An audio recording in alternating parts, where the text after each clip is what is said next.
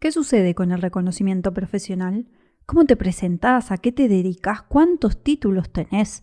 ¿Cuántos conciertos haces por mes? ¿Y cada cuánto grabás en una sala? ¿En qué instituciones trabajás? ¿Qué funciones desempeñás? Y sobre todo, ¿a cuántos cargos jerárquicos has llegado en tu vida? Ahora, sin todo esto, ¿seguís siendo alguien? Buenas, mi nombre es Ayelen Correa. Soy pianista, docente, especialista en medio escénico e interpretación emocional para músicos. Hoy te doy la bienvenida a este podcast que en cada encuentro te invita a descubrir el detrás de las partituras. Así que prepara el mate, té o café, ponete cómodo, cómoda, que empezamos.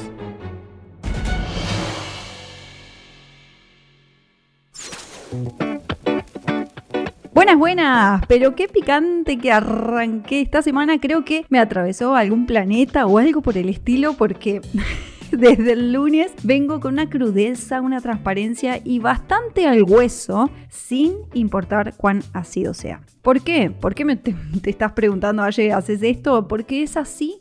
La crudeza, la realidad cuando nos duele, nos atraviesa y nos afecta. Y la mirada del otro no queda exenta de esta situación. Hoy, en particular, te invito a que te quedes hasta el final del episodio porque te voy a contar y voy a hablar desde mi experiencia laboral en primera persona. Por eso es que de la mano de esto que te acabo de decir, voy a arrancar también mencionándote que para salir del clásico rol del padeciente, necesitamos empezar a hacernos cargo de aquellas cosas que nos atraviesan. Una de ellas es esto, es la mirada externa. No es casualidad que hoy empecemos a hablar del reconocimiento y que al lado de esa palabra esté profesional, es decir, el reconocimiento profesional. Pero para reconocer, primero hay que conocer. Y eso también se aprende. Igual no me voy a meter por ahí hoy. Hoy voy a profundizar en aquello que está, en aquello que nos pasa hoy para poder llevarlo a la práctica de una forma más concreta. Y para eso vamos a adentrarnos en una cuestión más competitiva que se necesita en la vida profesional para poder acceder a estos puestos laborales y que está dividido históricamente en dos segmentos: los títulos y las habilidades. Digo históricamente porque a nadie se le ocurre googlear qué títulos tenía Albert Einstein, qué título tenía Beethoven, Jacques Balaguer, Aristóteles o Cécile Chaminade. Es una obviedad que ellos lo que hicieron fue desarrollar oficios, aprendiendo como autodidactas o tomando clases de forma privada, o, como se llamaba en la época, accediendo a ser discípulos de diferentes maestros. Pero también está el otro bando, lo más real, un poco más actual, ¿no? Porque claro está que la figura de la universidad o la formación académica estable, como la conocemos hoy, no fue lo primero que surgió. Tuvo sí un inicio en el mundo por primera vez en el año 859. Este es el primer registro que tiene de la universidad la UNESCO. Y que además, para mi sorpresa, porque no lo sabía, fue fundada por Fátima Al-Fihri, una mujer musulmana. Ahora, qué paradójico, porque las mujeres en la mayoría del mundo, de todas las partes del mundo, no teníamos acceso a ese tipo de formaciones en ese momento, sino que en general, como nos cuenta María Florencia Freijo en su libro Maleducadas, eran los hombres quienes se empezaban a especializar, mientras que nosotras recién teníamos la posibilidad de tener libros y aprendíamos a poder leerlos. Wow, poquito picante también, ¿no? Difícil. Te invito a leer Maleducadas porque la verdad el libro está impactante y habla, ¿no?, de este proceso de las mujeres con la posibilidad de acceder a la educación. Entonces, retomando, cuando entramos en este debate laboral de postulaciones, entrevistas, títulos de máster, doctorados y de todas esas especialidades en las que podemos seguir dedicándonos, y entre comillas, no tendríamos que perder de vista que de los libros a la práctica hay muchísimo recorrido. Es decir, en general, vos, si estás todo el día desarrollando tu habilidad como instrumentista, es probable que tu zona laboral, o lo que mejor se te dé, sea la de ser intérprete. En cambio, si estás todo el día dando clases de una institución a la otra o en tu casa con tus estudiantes que regularmente se van a formar con vos, la habilidad que estás desarrollando es la de ser docente. Es decir, tener esa ductibilidad de generar aplicaciones didácticas, de explicar con simplicidad conceptos abstractos o complejos y sobre todo de darte cuenta cuando alguien comprende o no aquello que le acabaste de decir. Pues también pasa, ¿no? Pero no siempre lo más obvio es lo más habitual de percibir. Porque quizás empezamos trabajando de aquello que se nos da más fácil, digamos lo que tenemos a mano, y en el mientras tanto vamos avanzando con el desarrollo de otras habilidades. Esto en general en Latinoamérica se da como muchísimo porque trabajamos y estudiamos a la vez. Es una obviedad. Podemos seguir así eternamente trabajando, tratando de alcanzar paralelamente el estudio y buscar eso épico, ¿no? Tratar de alcanzar lo inalcanzable o de llegar y de sentirnos que todo el tiempo estamos vacíos, inconformes o que necesitamos estudiar más para llegar a este título, para después presentarme en tal vacante, para que posteriormente pueda hacer esta otra audición y así sucesivamente eterno, ¿no? Porque si solamente te definís o nos definimos por el otro, es decir, el otro te define a vos en ese título que te pones o es en ese título que te pone una institución, te voy a hacer un par de preguntas. ¿Y vos cómo te definís? ¿Qué se te da bien? ¿Qué lográs hacer sin padecer? ¿Te volviste a preguntar si todavía te gusta eso que hace años atrás decidiste empezar a hacer? ¿Y si cambiaste? ¿Y si cambié? Esto también me lo pregunté yo. No sos al único o a la única que le pasa. Por eso, este en particular no fue el punto de inflexión. El punto para mí, ¿no? Ahora te empiezo a contar un poco de esta historia. El punto de inflexión que me atravesó completamente fue ¿y vos qué sos? En Argentina durante toda mi vida yo siempre contesté yo soy pianista. Pero al momento de emigrar acá en Italia, otra persona me hizo la misma pregunta. ¿Y tú qué sé? ¿Y tú qué fai? ¿Y vos qué sos? ¿Y vos quién sos? ¿Qué haces? Y yo balbucié. Yo soy... Y mi mente se autocontestó a una velocidad espantosamente veloz, rápida. Yo era. Porque una pianista sin piano es pianista. Así arrancó un poco este atropello del reconocimiento profesional. Después de mucha agua bajo el puente, entendí que una profesión no se esfuma de la noche a la mañana por más de que estés trabajando de otra cosa. Tu formación, tu conocimiento, tu habilidad, al fin y al cabo, está en tu mente, en tu intelecto y en esa memoria muscular que tanto, pero tanto ejercitaste por años. Pero para llegar a esta conclusión, tuve que retrotraerme al inicio. ¿Cómo fue mi proceso laboral? ¿Qué habilidades fui desarrollando a lo largo de mi vida? ¿Qué capital de conocimiento tengo? ¿Y en qué soy buena? ¿Qué se me da bien? Y sobre todo, ¿qué disfruto hacer? Te dije al inicio que te iba a contar un poco de mi historia. Así que ahí va. Ponete cómoda, cómodo, con un matecito o un café, que ahí arrancamos.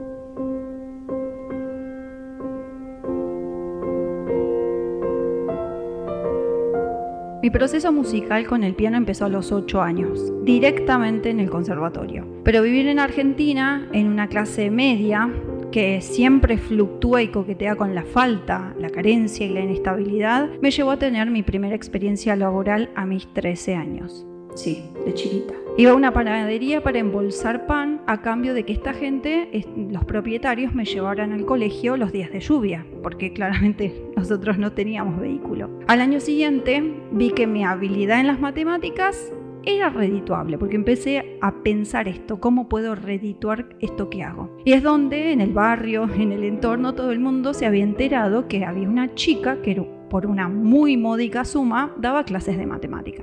Al tiempo, como vi que esto me iba bien, me di cuenta que mi posibilidad de ver algo más allá que generara dinero era posible, era factible. Pero me interesaba mucho que pudiera organizar mis horarios. Ahí apareció este llamado de venta por catálogo muy popular allí en los 2000, sobre todo en Argentina. No sé si donde estás vos comentame por acá si pasaba lo mismo, ¿no? Ahí en Argentina, 2000-2001, mencionar esta fecha es mencionar una de las crisis más contundentes que tuvo el país social, laboral y económicamente. Toda la gente que nos rodeaba estaba haciendo malabares y mi familia no era la excepción. Para ese entonces había encontrado una forma de combinar el conservatorio, la escuela y este trabajo, porque claro, yo me había aferrado a esto y lo había tomado en serio. En ese momento, en la escuela, tenía que decidir si iba a especializarme en el bachillerato o en la secundaria, a qué orientación iba a ir, es decir, a biología, sociales o economía. Siempre yo en paralelo iba con el conservatorio. Y automáticamente pensé, toda mi vida me dedique a lo que me dedique, voy a tener que manejar dinero. Así que sin dudarlo, me voy a anotar en economía y gestión. Y menos mal, porque todo lo que iba aprendiendo lo fui aplicando en las ventas, en la planificación con mi contabilidad, veía dónde estaba mi mayor ganancia según la parte del catálogo y poco a poco me fui armando de una clientela que iba rotando quincenalmente. Con esto me pagué las fotocopias y todo el material que necesitaba, tanto en el conservatorio como en la escuela. A los 16 años ya estaba viviendo sola. Termino la escuela al año siguiente y comienzo a trabajar en el rubro de gastronomía, que es lo más simple, lo más fácil, todo el mundo lo sabe. Me iba bien con las propinas, con la atención al cliente y los pedidos. Al próximo año me cambio de ciudad, voy a una urbe enorme y comienzo mi ingreso a otro conservatorio. Ahí tuve la ayuda familiar que yo igual sabía que no me iba a durar mucho. Me duró 2 años. Así que teniendo en cuenta que las cosas buenas no siempre duran mucho, nunca dudé que tenía que dedicarme todo el tiempo que más pudiera a estudiar. Y menos mal que así lo hice. 2 años más tarde, decidida a priorizar de nuevo mi paz mental, empecé a trabajar en mi rubro. Me anoté en el sistema educativo estatal y por primera vez gané mi concurso en una escuela como profesora de música. Ahora estaba trabajando de lo que estaba estudiando. Claro, no conocía las escuelas en las que estaban del gran conurbano bonaerense, no tenía ni idea qué implicaba ir a trabajar en una zona compleja. Yo como estudiante en mi época había pasado por 5 escuelas y dije, bueno, yo ya más o menos tengo una noción de qué va a pasar en tal escuela, en tal... No, era en un pueblo. Ayelén no tiene nada que ver escuela en un pueblo que ir a un conurbano bonaerense en Argentina, en Buenos Aires. Las dificultades de los chicos, las realidades desafiantes de cada una de las familias, los colegas que no iban, había docentes que no iban, no le importaba nada, pasaban licencia y no iban, los directivos que no se hacían cargo de los conflictos y bueno, como para resumirte, en ese tiempo me quedé a cargo de la institución con 6 cursos de secundaria en más de 5 veces en menos de 4 meses. Que si tuve que aprender algo de golpe, sí. Parecía que todo en mi vida iba a ser así. Violento, difícil, con trabajo extremo y todo fuera de mi zona de confort. Así fueron pasando los años, trabajé en todos los altos niveles del sistema educativo, con nenes de 1 año y medio hasta personas adultas y aprendí a elegir en qué institución quería trabajar, en qué puesto y por supuesto nunca dejé de formarme. Yo te cuento todo esto, pero en paralelo vivía estudiando, vivía levantándome a las 4, a las 5 de la mañana a tocar el piano, después a seguir cursando materias, después a anotarme a otra carrera más, especializándome en una cosa, en la otra, pero todo ligado a la palabra sacrificio. Yo iba de un lado al otro, primero con transporte público, después en una bicicleta que me pude comprar y que el que me conoce sabe que hacía casi 20 kilómetros por día de un lado al otro. Después me logré comprar el auto y fui, un poco más cómoda a trabajar. Así transcurrieron 10 años. Hoy te puedo contar que tengo un currículum de 4 hojas, con una experiencia sólida, con un montón de puestos increíbles en los que trabajé, con un montón de responsabilidades, mucha gente a cargo, con grandes escenarios a los que pude alcanzar y muchas especialidades que fui desarrollando, pero llega la pandemia y emigramos.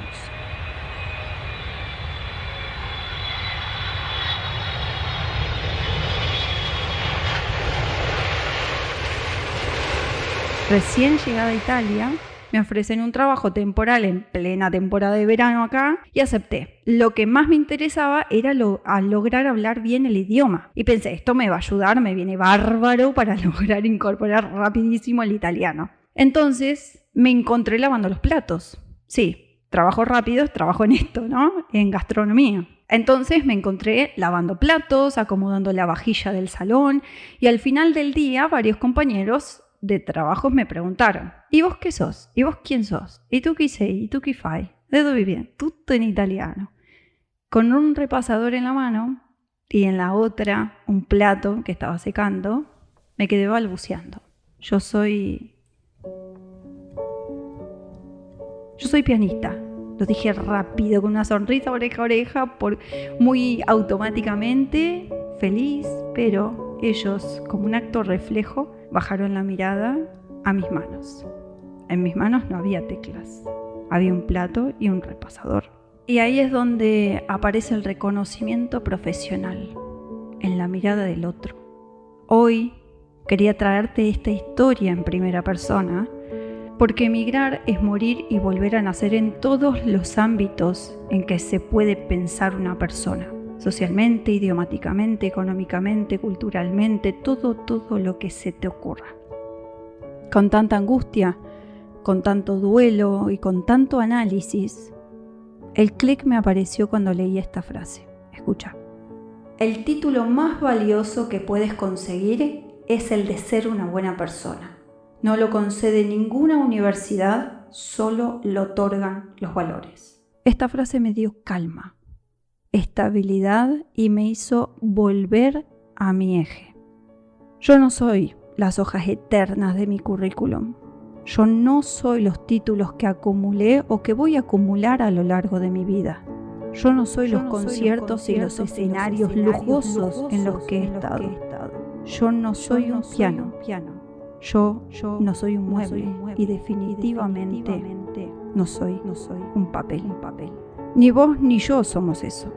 Somos ante todo personas. Nuestros valores, nuestros ideales, nuestros códigos, nuestra idiosincrasia y nuestro propio reconocimiento a la vida, sobre todo a la ajena y a la nuestra.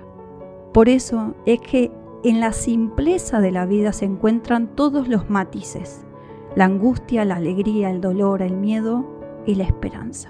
Este fue un episodio a corazón abierto, donde significa todo lo que hago día tras día, mi propósito de vida, ese acompañar a personas increíbles a encontrarse, a liberarse, a aceptarse y sobre todo a liderarse, como lo hice yo, como lo hago todos los días, sin importar el desafío que tenga por delante. Porque desde mi experiencia, eso es lo que hago, es acortarte un poco el camino y acompañarte, acompañar tu valentía y a abrazarte en el desafío. Hoy, desde mi experiencia, acompaño a esas personas valientes a incorporar herramientas que les permitan liderar su escenario. Pero el escenario que es el principal de todos, el escenario de la vida. Así que ya sabes, estoy acá para acompañarte en el desafío de reconectar con el disfrute en tu profesión, en tu instrumento, en lo que realmente nos une, la música. Y entender que el reconocimiento profesional se hace de adentro para afuera. En el próximo episodio vamos a seguir en el rubro laboral, pero con un consultor. Vamos a llamar a un consultor economista dedicado a nuestro espacio artístico. Así que no te lo pierdas. Hasta la próxima. Te cuento que me encontrás en las redes como yelencorrea.música. Ahí vas a descubrir cada uno de los espacios que creé exclusivamente para vos. Nos vemos detrás de las partituras.